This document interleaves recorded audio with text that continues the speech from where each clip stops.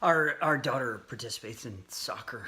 Uh, Mostly what she does is dance around and pick flowers.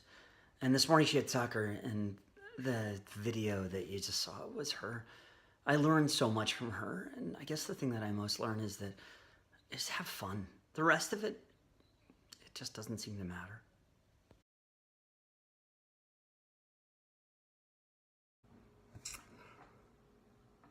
Hi, it's Tuesday, and I am back from a most recent trip to Peru. Somebody asked me, like, what's the point of these video blogs? And a few months ago, I got approached by someone that said, it'd be really interesting if you would be open to kind of documenting what it's like to run a small not-for-profit organization, the kind of challenges, the way that you plan your day, and the kind of things that you have to think through to run an organization that has international activities, but very much receives its funding here in North America and has a strong North American support mechanism to it. So we started these blogs. And I guess in a way it's sort of like a look at what it's like for me and the work that I do. I'm fortunate.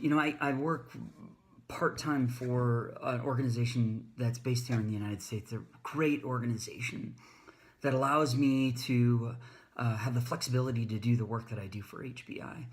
And I guess I'm learning so much from balancing both of these worlds.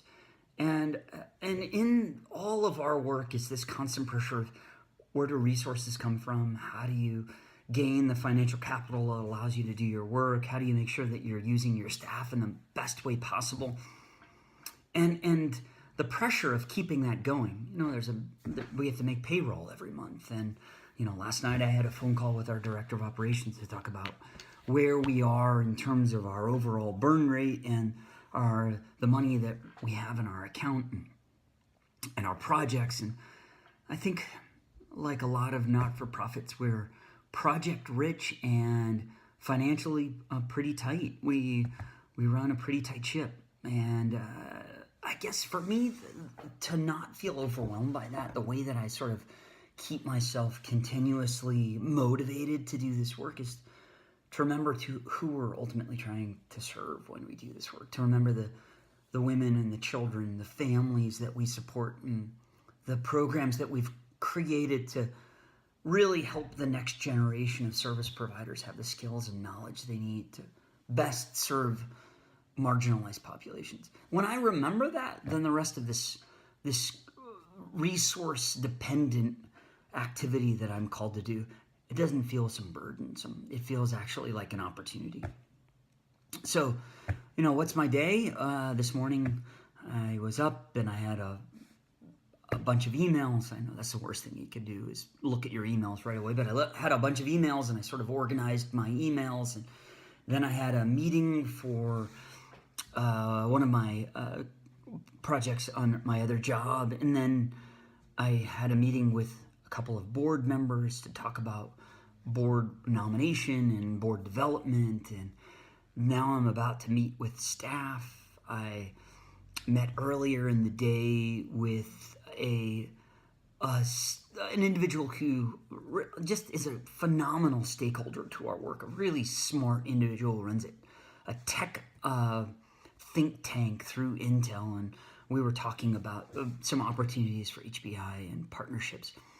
Last night I met with a researcher, a guy who I just have the utmost respect for, phenomenally intelligent, one of those sort of people that, when you walk away from the meeting, you kind of feel like, I learned so much just piping around this guy, Dr. Eric Einsbruck. And, I've taken all of these things over this last 24 hours, and I continue to look for ways that it can guide us as an organization. Managing the macro. And you know what? No money, no mission. So we have to have the money coming in. Managing the micro. We have a lot of projects, and there's some specific deliverables under those projects. And always thinking about the people we serve, being mindful to the people we serve. So that's sort of my day for today. More to come. And thanks for watching.